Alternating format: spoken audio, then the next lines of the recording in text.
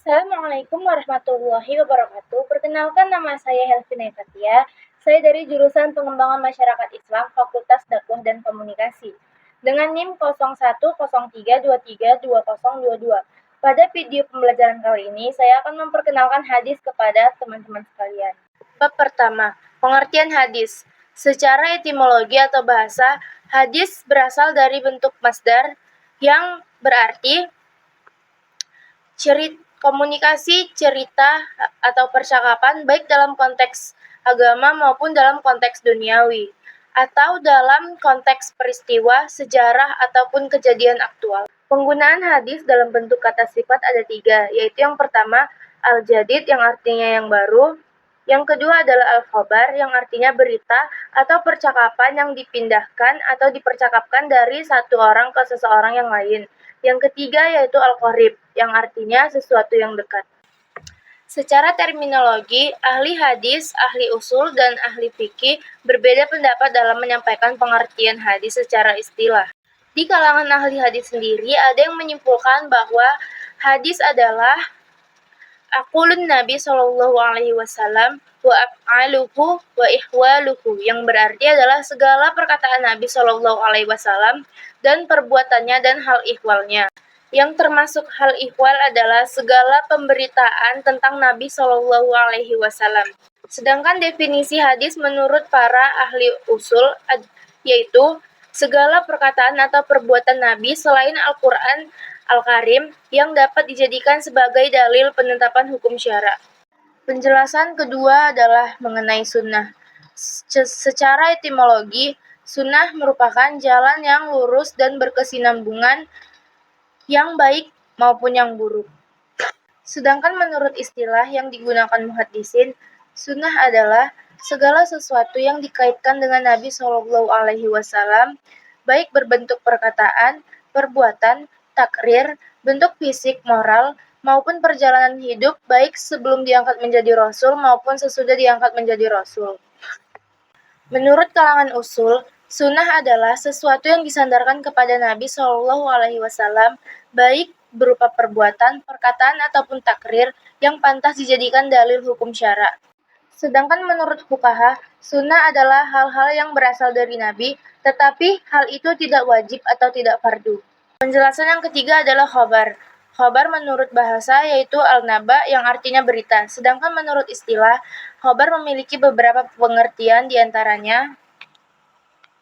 Yang pertama adalah khobar adalah sinonim dari hadis, yaitu sesuatu yang disandarkan kepada Nabi Shallallahu Alaihi Wasallam dari segi perkataan, perbuatan, takrir, dan sifat. Pengertian yang kedua adalah khobar berbeda dengan hadis. Hadis adalah sesuatu yang berasal dari Nabi, sedangkan khobar adalah sesuatu yang berasal atau datang dari selain Nabi Shallallahu Alaihi Wasallam atas dasar dengan muhaddisin. Sedangkan mereka yang berkecimpung dalam kegiatan sejarah dan sejenisnya disebut dengan akhbari.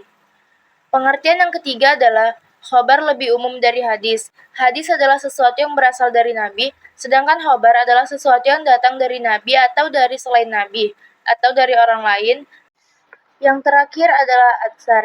Atsar secara bahasa atau etimologi berarti baqiyat al-syai', yaitu sisa atau peninggalan sesuatu. Sedangkan menurut istilah, atsar memiliki dua pengertian. Yang pertama, atsar merupakan sinonim dari hadis, yaitu segala sesuatu yang berasal dari Nabi Shallallahu Alaihi Wasallam. Pengertian yang kedua, atsar berbeda dengan hadis, yaitu segala sesuatu yang disandarkan kepada sahabat atau tabi'in, baik perbuatan maupun perkataan. B. Kedudukan dan fungsi hadis. 1. Kedudukan. Hadis merupakan salah satu sumber ajaran Islam. Kewajiban mengikuti hadis baik berupa perintah maupun larangan sama seperti kewajiban mengikuti Al-Quran. Ibnu Al-Qayyim Al-Jauziyah mengatakan, sunnah merupakan tambahan dari apa yang tidak dijelaskan di dalam Al-Quran dan merupakan pensyariatan dari Nabi dan tidak dihalalkan mendurhakainya. Intinya adalah kedudukan hadis merupakan sumber hukum kedua dalam Islam setelah Al-Quran. 2. Fungsi hadis. Secara global, hadis sejalan dengan Al-Quran. menjelaskan yang mubham, merinci yang mujmal, membatasi yang mutlak, mengkhususkan yang umum, dan menguraikan hukum-hukum dan tujuannya. Di samping membawa hukum yang belum dijelaskan secara eksplisit di dalam Al-Quran, yang isinya sejalan dengan kaedah-kaedahnya dan merupakan realisasi dari tujuan dan sasarannya. Allah Subhanahu wa Ta'ala mewajibkan sholat kepada kaum muslimin tanpa menjelaskan waktunya, rukun, ataupun jumlah rakaatnya. Lalu Rasulullah Shallallahu Alaihi Wasallam menjelaskan melalui praktek sholat beliau kepada kaum muslimin tentang bagaimana melaksanakan sholat dan tata caranya. Allah Subhanahu wa Ta'ala juga mewajibkan zakat tanpa menjelaskan harta barang dagangan atau harta yang dihadapi, termasuk nisab masing-masing. Sunnahlah yang menjelaskan hal itu. Termasuk penjelasan Rasulullah Shallallahu Alaihi Wasallam terhadap Al-Quran mentahsisnya. Misalnya riwayat berkenaan dengan firman Allah Subhanahu wa Ta'ala yang artinya Allah mensyariatkan kepadamu tentang pembagian pusaka untuk anak-anakmu, yang bagian seorang anak laki-laki sama dengan bagian dua orang anak perempuan. Al-Quran Surah An-Nisa ayat 11. Merupakan hukum yang bersifat umum berkenaan dengan pewarisan anak-anak terhadap ayah dan ibu mereka dan berlaku bagi setiap orang tua yang diwarisi. Kemudian, sunnah mentahsis yang diwarisi dengan selain para nabi, dengan sabdanya, kami golongan nabi, tidaklah diwarisi apa yang kami tinggal menjadi sedekah. Termasuk penjelasan Nabi Shallallahu Alaihi Wasallam adalah mentakyid atau membatasi kata-kata mutlak dalam Al-Quran. Misalnya berkenaan dengan firman Allah Subhanahu Wa Taala yang terdapat pada Al-Quran Surah Al-Maidah ayat 38 yang artinya laki-laki yang mencuri dan perempuan yang mencuri, maka potonglah tangan keduanya. Dalam ayat itu tidak dibatasi bagian tertentu. Kata tangan menunjukkan pengertian mutlak, meliputi telapak tangan, lengan, dan bahu. Akan tetapi sunnah menjelaskan hal itu dan memberi batasan bahwa pemotongan dilakukan pada bagian pergelangan. Hal itu pernah dilakukan Rasulullah Shallallahu Alaihi Wasallam ketika dihadapkan pada seorang pencuri. Lalu beliau memotong dari pergelangan tangan.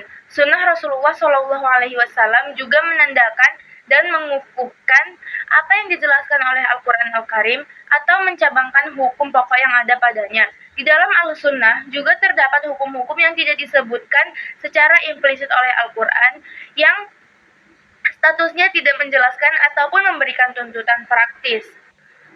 Seperti pengharaman himar-himar piaraan, binatang bertaring, keharaman menikahkan seorang wanita atas bibinya baik dari pihak ayahnya ataupun dari pihak ibunya, ketiadaan hukum bunuh atas diri muslim yang membunuh seorang kafir. Kebolehan khiyar syarat, adanya syu'fah, kebolehan gadai dalam kondisi tidak mufasir, dan keharusan meninggalkan solek bagi wanita yang ditinggal mati suaminya dalam jangka waktu tertentu, yang merupakan tambahan atas kewajiban idah yang disebutkan di dalam Al-Quran serta lainnya. C. Dalil-dalil tentang kehujahan hadis. Pertama, terdapat dalam Al-Quran Al-Karim, Surah Al-Baqarah, ayat 129 yang berbunyi, A'udzubillahi minasyaitonirrajim, Bismillahirrahmanirrahim. Rabbana wa ba'atsna bihim rasulan minhum yatlu 'alaihim ayatika wa yu'allimuhumul kitaba wal hikmata wa yuzakkihim innaka antal azizul hakim, yang artinya, ya Tuhan kami, utuslah di tengah mereka seorang rasul dari kalangan mereka sendiri yang akan membacakan kepada mereka ayat-ayat-Mu dan mengajarkan kitab dan hikmah kepada mereka dan menyucikan mereka. Sungguh, Engkaulah yang Maha Perkasa, Maha Bijaksana. Mayoritas ulama sepakat bahwa yang dimaksud al-hikmah dalam ayat-ayat itu adalah sunnah Rasulullah Shallallahu Alaihi Wasallam. Kedua, hadis Nabi Shallallahu Alaihi Wasallam. Rasulullah Shallallahu Alaihi Wasallam bersabda, Taraktu fikum amroini lan tadillu matamassaktum bihima kitaballahi wa sunnata rasulihi. Artinya, aku telah tinggalkan pada kalian dua perkara, kalian tidak akan tersesat selama berpegang kepada keduanya, yaitu kitab Allah dan sunnah Rasulnya. Hadis riwayat Malik dan Baihaqi. 3. Ijma'. Umat Islam telah mengambil kesepakatan bersama untuk mengamalkan sunnah. Bahkan hal itu mereka anggap sejalan dengan memenuhi panggilan Allah Subhanahu wa Ta'ala dan Rasul-Nya yang terpercaya. Kaum muslimin menerima sunnah seperti mereka menerima Al-Quran Al-Karim karena bersandarkan kesaksian dari Allah Azza wa Jalla. Sunnah merupakan salah satu sumber syariat. Telah disebutkan banyak ayat yang telah mengukuhkan hal ini. Allah Subhanahu wa taala juga memberikan kesaksian bagi Rasulullah Shallallahu alaihi wasallam bahwa beliau hanya mengikuti apa yang diwahyukan. 4. Pandangan ahli al-ra'yi. Sesungguhnya dalam mazhab Imam Abu Hanifah, para ahli ra'yu tidak pernah menolak sunnah dan para imamnya masih berargumentasi dengannya, serta membangun hukum-hukum mereka berdasarkan sunnah. Kebanyakan pemecahan masalah-masalah juga didasarkan pada hadis dan riwayat sebagaimana yang dapat kita saksikan pada berbagai buku dan mazhab. Salah satunya buku Al-Hidayah yang ditulis oleh Al-Marghanani. 5. Pandangan para fuqaha. Semua fuqaha kaum muslimin dari berbagai mazhab dan kawasan, baik yang mempunyai mazhab yang masih bertahan, yang tinggal namanya saja, yang memiliki pengikut maupun yang tidak, mereka memandang penting mengambil sunnah, menetapkan hukum dengannya, serta merujuk kepadanya apabila ada bagian dari agama Allah yang sudah jelas bagi mereka dan tidak dapat dipertentangkan lagi. Sikap seperti ini sama-sama diambil oleh orang yang cenderung kepada mazhab hadis.